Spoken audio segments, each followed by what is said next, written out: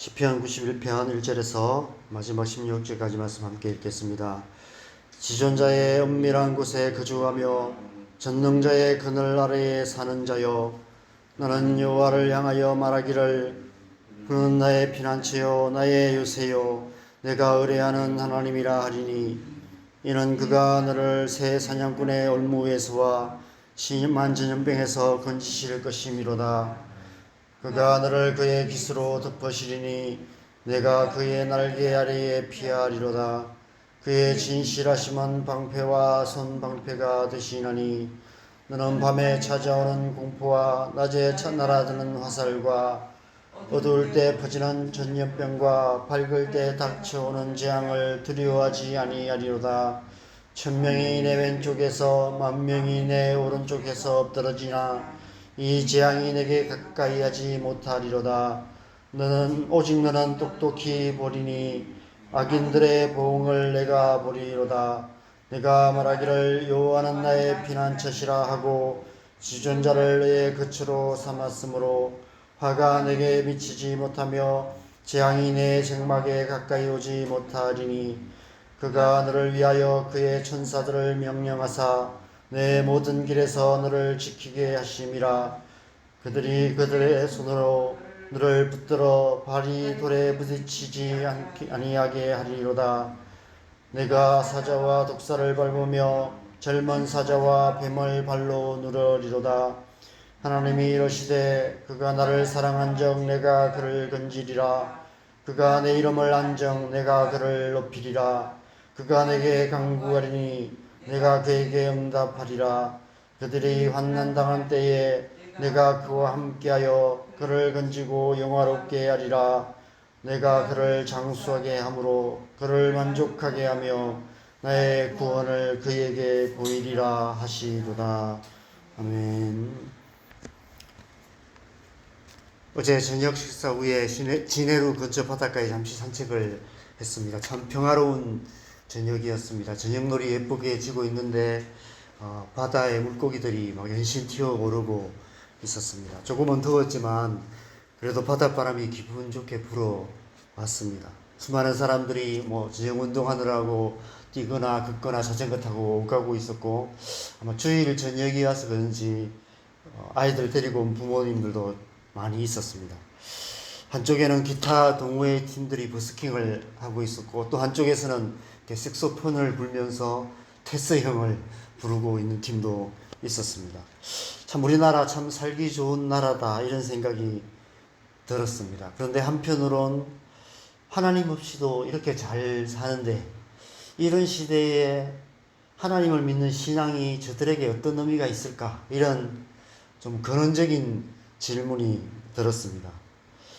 오늘 이 시편에 나오는 단어들은 사실 우리의 평화로운 일상의 삶과는 좀 거리가 있는 그런 단어들입니다.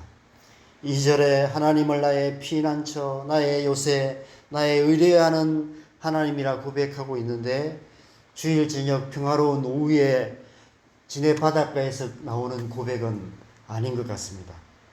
오늘 시편의 많은 단어들은 전쟁 같은 어떤 참혹한 상황에 나오는 그런 상황과 관계된 그런 단어들인 것 같습니다. 2절에 새 사냥꾼의 올무라는 상징적인 표현도 있지만, 심한 전염병이나 방패, 손방패, 날아드는 화살 같은 직접적인 표현도 있습니다. 7절에 보면 천명이 내 왼쪽에서 만명이 내 오른쪽에서 엎드러진다, 이런 표현이 있습니다. 옛날 전쟁 영화를 보면 새까맣게 날아오는 적의 화살에 맞아서 좌우에 수많은 사람들이 쓰러지는 그런 장면을 한번 생각해 보시면 좋겠습니다. 여러분이 그 전쟁터 한가운데 있다고 생각해 보십시오. 그 상황에서 부르짖는 주님이라는 부르짖음과 오늘날 이런 쟁장이라고 번역되는 오마이 갓이라는 어떤 감탄사가 같은 의미일 수가 없는 것 같습니다. 우리가 습관적으로 기도가 안 될 때 주여라고 부르는 것과 이런 극한 상황에서 주님이라고 부르는 것은 천지 차이가 있는 것 같습니다. 인간의 역사에서 또 인간이 살면서 겪을 수 있는 가장 참혹한 상황은 전쟁입니다. 과거 전쟁에서 어떤 일들이 일어났는지를 한번 생각해 보시면 좋겠습니다. 일본이 중국 난징에서 30만 명을 학살했다고 합니다. 그 30만 명을 이렇게 서로 손을 잡게 해서 나란히 눕히면 한 300km가 넘는다고 해요. 그럼 여기서 거의 뭐 천안 아니면 서울까지의 거리가 됩니다. 그렇게 많은 사람들을 학살했죠. 그리고 나치가 600만 명을 학살했다면 얼마나 많은 사람인지 상상이 되지 않습니다. 이 난징에 대해서 자세히 조사하고 책을 썼던 아이리스 장이라는 중국계 미국인 여성이 있었는데, 이 참혹한 실상을 기록하고 나서 그 후유증으로 인해서 우울증에 빠져서 결국 38세의 나이에 남편과 아이들 다 놔두고 권총으로 자살을 했다고 합니다. 과거 세상의 전쟁의 역사 속에는 이보다 더 참혹한 일들도 훨씬 많았습니다. 전쟁은 인간의 최소한의 인간성마저도 말살시키고 인간의 죄성을 극대화시켜서 사단이 완전히 장악해서 인간으로서는 상상할 수 없는 악한 짓을 하게 만드는 것입니다. 그런 참혹한 상황에서 신앙은 우리가 설교로 듣고 나름대로 자신있게 고백하는 신앙과는 질적으로 완전히 다른 의미가 되는 것입니다. 어쩌면 오늘날 우리에게 있어서 신앙이라는 것은 기껏해야 이 세상 살면서 지치고 힘든 마음을 달래는데 약간은 효과가 있는 민간요법 같은 그 정도의 의미가 아닐까, 이런 생각이 듭니다. 그런데 우리의 시야를 조금만 넓혀보면 지금 이 시간에도 전쟁이라는 참혹한 상황 속에서 수많은 사람들이 죽어가고 있고 그 가운데서 주여라고 부르짖고 있는 그런 사람들이 많이 있습니다. 우리가 그런 세상의 현실을 살아가고 있습니다. 더 중요한 것은 지금 우리가 누리고 있는 우리나라의 이 평화도 영원하지 않을 거라는 사실입니다. 사실 우리나라는 내일 당장이라도 전쟁이 나도 하나도 이상하지 않는 그런 나라입니다. 같은 민족들끼리 남북으로 나뉘어져서 전쟁 준비에 이토록 열심인 나라가 이 세상에 어디 있습니까? 요 근래 들어서 한류 열풍도 생기고 우리나라에 대한 인식이 많이 좋아져서 그렇지, 불과 수십 년 전, 몇십 년 전만 해도 우리나라는 여행 위험 국가 상위권에 포함되는 나라였습니다. 우리가 일본 여행을 생각할 때 태풍이 오거나 혹시 내가 갔을 때 지진이 나지 않을까, 이런 생각을 하는 것처럼 외국 사람들이 우리나라 여행을 생각할 때 혹시 전쟁 나지 않을까, 이런 두려움을 갖는 나라가 우리나라입니다. 우리 주변 나라들은 어떨까요? 역사적으로 중국과 일본으로부터 얼마나 많은 침략을 당해왔습니까? 이제는 더 이상 그런 일이 안 생길까요? 앞으로 그런 일이 절대 없을까요? 그렇지 않을 겁니다. 일본도 그렇고 중국도 그렇고 언제든 전쟁을 일으킬 수 있는 나라입니다. 자기 나라가 위험에 처하고 자기 나라가 살 길을 찾으려고 한다면, 그것이 전쟁밖에 없다라는 결론을 내린다면 언제든지 전쟁을 일으킬 수 있는 나라고, 전쟁을 일으킨다면 가장 쉽게 할 수 있는 전쟁의 대상이 우리나라입니다. 그래서 우리는 우리나라를 위해서 기도해야 합니다. 하나님께서 이 나라를 지켜주시도록 간절히 기도해야 하고요. 지금도 그렇게 기도하시는 분들이 많이 계십니다. 하나님께서 우리의 기도를 통해서 이 나라를 지켜주고 계시고 또 앞으로도 지켜주실 줄 믿습니다. 오늘 이 시편은 우리 인생의 가장 참혹한 상황 속에서 고백하는 하나님을 향한 진실한 신앙 고백입니다. 1절에 스스로를 지존자의 은밀한 곳에 거주하며 전능자의 그늘 아래 사는 자라고 부르고 있습니다. 2절에 여호와를 향하여 말하기를 그런 나의 피난처시요 나의 요새시요 내가 의뢰하는 하나님이라고 고백하고 있습니다. 이 고백에 대해서 하나님께서 9절에서 16절까지 말씀을 통해 하나님의 구원을 약속하고 계십니다. 9절에 내가 말을 하기를 여호와는 나의 피난처시라 하고 지존자를 너의 그처로 삼았으므로 16절 하반절에 나의 구원을 그에게 보이리라 라고 약속하고 계십니다. 그 사이에 있는 말씀들이 얼마나 귀한 말씀들인지, 마귀가 예수님을 시험할 때 이 말씀을 인용하기도 했던 말씀입니다.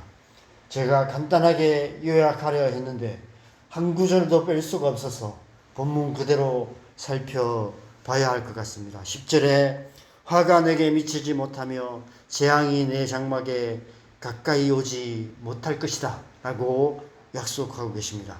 왜냐하면 11절 12절에 그가 너를 위하여 그의 천사들을 명령하사 내 모든 길에서 너를 지키게 하심으로 그들의 손으로 너를 붙들어 발이 돌에 부딪히지 아니하게 할 것이기 때문이다 라고 말씀하고 계십니다. 하늘의 천사들을 동원해서라도 우리를 그 모든 상황 속에서 지켜주시겠다고 약속하고 계시는 것이죠.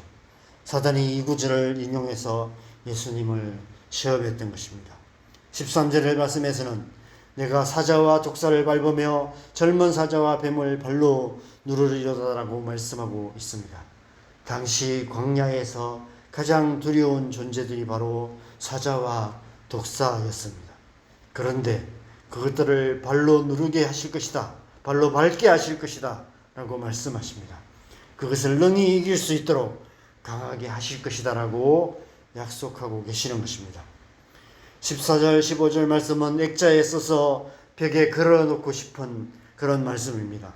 하나님이 이르시되 그가 나를 당한즉 내가 그를 건지리라. 그가 내 이름을 안즉 내가 그를 높이리라. 그가 내게 간구하리니 내가 그에게 응답하리라. 그들이 환난 당할 때에 내가 그와 함께하여 그를 건지고 영화롭게 하리라. 이것이 하나님의 구원입니다. 이것이 하나님께서 우리에게 약속하시는 구원의 은혜입니다.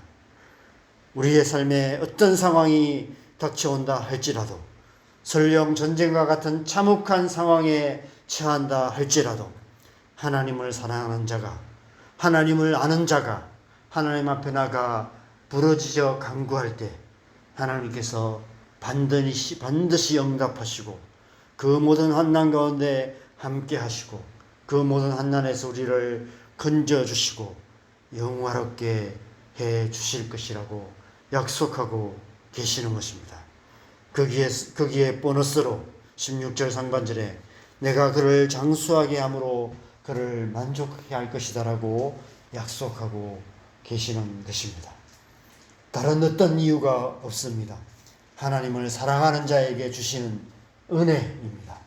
하나님을 아는 자에게 주시는 구원의 은혜입니다. 하나님을 피난처와 거처로 삼은 자에게 값없이 주시는 은혜인 것입니다. 그 은혜가 저와 여러분의 삶 속에 언제나 함께 하시는 줄 믿습니다. 저와 여러분이 바로 그런 자들이 되기를 바랍니다. 지존자의 은밀한 곳에 거주하며 전능자의 그늘 아래 사는 자가 되시기 바랍니다. 그래서 어떠한 상황 속에서도 우리의 기도에 응답하시며 모든 하나님의 우리를 건지시는 하나님의 구원의 은혜를 삶으로 맛보고 간증하는 저와 여러분 되시기 바랍니다. 오늘도 그 구원의 은혜를 믿음으로 지존자의 은밀한 곳에 거하며 전능자의 날개 그늘 아래에 사는 복된 하루 되시기를 주님의 이름으로 간절히 축원합니다. 함께 기도하겠습니다. 여러분, 우리의 삶은 하나님의 은혜 안에 사는 삶인 것 같습니다.